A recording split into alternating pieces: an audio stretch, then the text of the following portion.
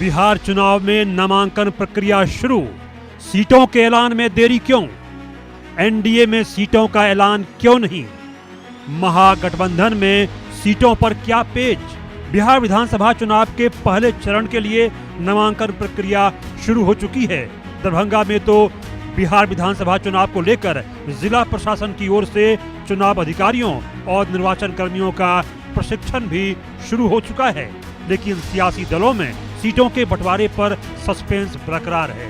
सिर्फ जनसुराज पार्टी ने अपने 51 उम्मीदवारों का ऐलान किया है। कहा जा रहा है कि एनडीए में सीटों के बंटवारे को लेकर चल रही बातचीत अब निर्णायक मोड़ पर पहुंच चुकी है। बीजेपी के वरिष्ठ नेता और केंद्रीय मंत्री नित्यानंद राय ने नई दिल्ली में लोक जनशक्ति पार्टी रामविलास के अध्यक्ष चिराग पासवान से मुलाकात की। जानता हूं कि आप सब सिर्फ घोषणा का इंतजार कर रहे हैं, वो भी जल्द हो जाएगी। पर इतना मैं जरूर कहूंगा कि बातचीत बहुत अच्छे से, बहुत बढ़िया से, कल जैसा आदरणीय नित्यानंद जी ने कहा, सकारात्मक, बहुत ही सकारात्मक रूप से बातचीत हुई है, हो रही है और अभी अंतिम दौर में अब ये बातचीत पहुंच चुकी है। मुझे लगता है जिस घोषणा का इंतजार आप सब कर रहे हैं कि कौन कहाँ कितनी, हम लोग हर एक माइन्यूट जितने भी डिटेलिंग्स है, हर चीज को हम लोग पहले ही डिस्कस कर लेना चाहते हैं ताकि बाद में भारत सरकार के कैबिनेट मंत्री श्री चिराग पासवान जी ने आपको बहुत स्पष्ट शब्दों में कहा है और बिहार में एनडीए की सरकार बनाने की उनकी मन की जो योजना है उस पर बहुत विस्तृत से आपको बताया। जेडीयू नेता नीरज कुमार ने एनडीए में सीट बंटवारे पर कहा कि पांचों घटक दलों का एक ही संकल्प है कि 2025 में फिर से नीतीश सीटों का बंटवारा जल्द हो जाएगा। दरअसल एनडीए में सीट बंटवारे पर दो फार्मूला सामने आ रहा है। मीडिया रिपोर्ट के अनुसार जेडीयू को 110 सीटें मिल सकती हैं, बीजेपी को 103 सीटें, एलजेपी रामविलास को 20 सीटें, हम को 6 सीटें और आरएलएम को 4 सीटें।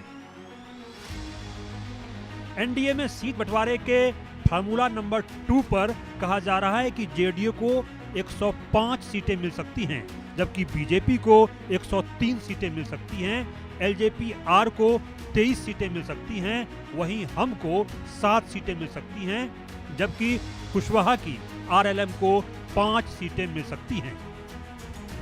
कल दिल्ली में सुबह 11 बजे बिहार बीजेपी कोर ग्रुप की अहम बैठक बुलाई गई है। ये मीटिंग पार्टी के राष्ट्रीय अध्यक्ष जेपी नड्डा के आवास पर होगी। इस मीटिंग में बिहार बीजेपी के सभी बड़े नेता और कोर ग्रुप के सदस्य शामिल होंगे। बैठक में जेपी नड्डा और केंद्रीय गृह मंत्री अमित शाह भी मौजूद रहेंगे।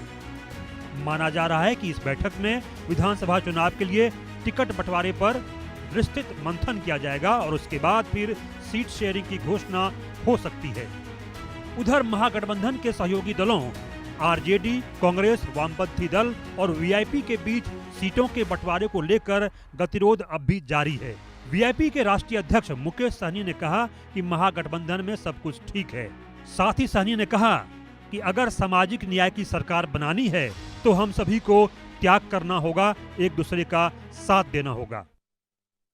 सब सही है कि दल के पास कोई ऑप्शन नहीं, चाहे वो वीआईपी पार्टी हो या कांग्रेस पार्टी हो या आरजेडी हो, सबको, हम सबको अगर जनता के आवाज को अगर सुनना है, 20 साल से जो जनता परेशान है, जो आदरणीय लालू प्रसाद यादव जी के विचार वाला अगर सरकार, सामाजिक न्याय की सरकार बनाना है तो हम सबको त्याग कर करके और एक दूसरे को सहयोग करके और बेहतर बिहार बनाने के लिए संघर्ष करना है। आपने देखा कि 20 साल में बिहार कहां पहुंचा है, तो इससे बेहतर अगर पहुंचाना है तो महागठबंधन की सरकार बनाना है और हम सब अटूट है, मजबूती से महागठबंधन के साथ रहकर बिहार में सरकार बनाएंगे। सीट बंटवारे को लेकर तनातनी है और 10 सीटों पर अब भी पेच फंसा हुआ है। सबसे ज्यादा नाराजगी लेफ्ट की बताई जा रही है। इधर कांग्रेस भी अपनी सीट छोड़ने को तैयार नहीं है। लेफ्ट की नाराजगी अधिकतर वीआईपी को लेकर है। दरअसल माले पिछली बार 19 सीटों पर लड़कर 12 सीट जीती थी, जबकि वीआईपी 11 सीटों पर लड़कर 4 सीट जीती थी। वीआईपी 20 सीट और डिप्टी सीएम का पद मांग रही है। और इसी बात से लेफ्ट को नाराजगी है। कांग्रेस की आरजेडी को 13 अक्टूबर से नाम के ऐलान करने की धमकी।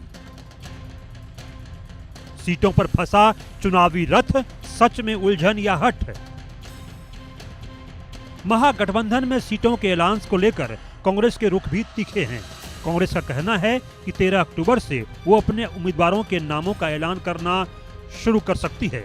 सूत्रों के अनुसार महागठबंधन की लंबी बैठक के बाद सीपीआई-एम का गुस्सा इतना बढ़ा था कि उसने अपने सिटिंग विधायकों को नामांकन करने तक के लिए बोल दिया। इससे बैठक में माहौल काफी गर्म हो गया। संभव है कि 1-2 दिन में विभूतिपुर से सिटिंग विधायक अजय कुमार और मांझी विधानसभा से सत्येंद्र यादव सीपीएम उम्मीदवार के तौर पर नामांकन कर दें। सीटों पर तनातनी कहीं अगर नहीं है तो वो जनसुराज में है। जनसुराज की पहली लिस्ट में 51 में से 49 कैंडिडेट पहली बार विधानसभा का चुनाव लड़ रहे हैं। यानी पीके ने पहली लिस्ट में 96% नए चेहरों को मौका दिया है। बाकी बचे 2 प्रत्याशी पहले चुनाव लड़ चुके हैं। यानी सीटों के ऐलान में फिलहाल प्रशांत किशोर आगे हैं और एनडीए और महागठबंधन पीछे है। ब्यूरो